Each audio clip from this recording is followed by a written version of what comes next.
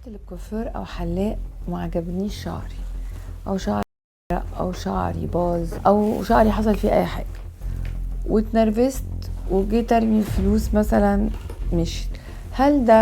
هل من وجهة نظرك يحق لصاحب المحل انه ياخد الفيديو يرفعه على السوشيال ميديا؟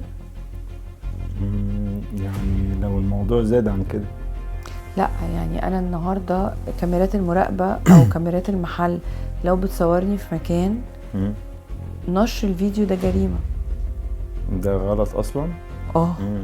قانونا. يعني انا النهارده في الكوافير، افرض ان انا مثلا كمذيعه كده جايه لك بلبس في حياتي الشخصيه مش عايزاه يطلع على السوشيال ميديا، او شعري مش عارفه اعمل كذا او عملت كذا، انت مش قايل لي انك بتصورني. انا ما هو في كاميرات مراقبه وده كل الموضوع، في كاميرات في كل مكان، بس انا ما عندي، يعني قصدي اقول كاميرات المراقبه دي عشان لو حد سرقك او لو حد ضرك او حد اهني زيه كده تتسلم لقوات الامن، مش تطلع على السوشيال ميديا. انت عملت كده ليه بصراحه؟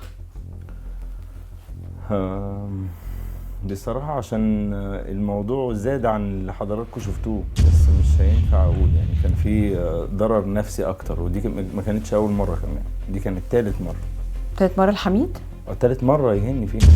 ثالث مره قبل كده كانت كلمات يعني، فبزعل وبحاول ما اشتغلش معاه تاني والاقيه داخل عليا يحلق عادي.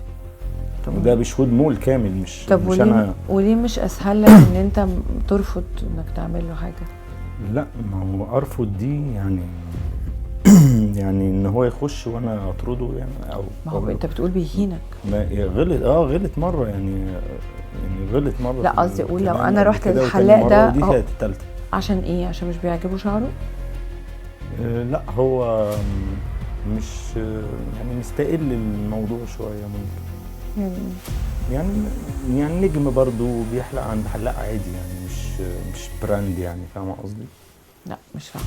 لا انا النهارده دخلت يعني بادراك شديد وانا في كامل قوايا العقليه الحلاق او كوافير. ايه اللي يخليني اهينه؟ اكيد ما عجبنيش شعري. الاول حصل حاجه، قال لي خلص عشان خاطر كنت هروح لكذا. والله كنت هروح عنده معاد يعني؟ لا، كنت هروح لحد تاني يحلق عنده. هو بيجي لي على طول يعني. ليه الكلمه دي جديد يعني؟ ليه فجاه كده؟ يبقى انا مودي وحش. انت خدت دي اهانه يعني؟ لا مش اهانه بقى، فانا غصب عني رديت.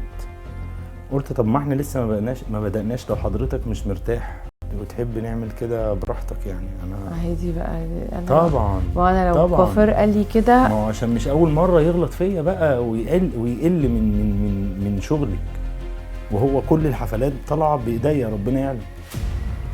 لا ثانيه واحده، يعني انت اصلا الحلاق بتاعه اصلا؟ لا يعني هو عمل عندك 3 مرات ولا انت؟ لا، حفله العالمين هو ومنير انا اللي اشتغلتها، وفي اعلانات انا اللي شغالها، وحفله العريش سما العريش انا اللي شغالها. الكلام ده من سنتين.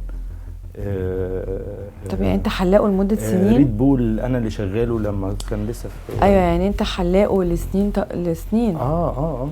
يعني انت عايز تقولي ان انا الكوافير النهارده بتاعي ده بتاع القناه بيشتغل معايا بقاله دلوقتي 3 سنين، هاجي مره ارمي مثلا حاجه او اتنرفز عليه فيطلع لي فيديو على السوشيال ميديا؟ لا، ما هو عشان كان في زياده عن اللزوم، حاجه حصلت. طب وانت ازاي الزباين هتثق فيك دلوقتي؟ مش موضوع ثقه بقى. لا يعني انا مش محتاج حد يثق فيا بعد ما يهزقني.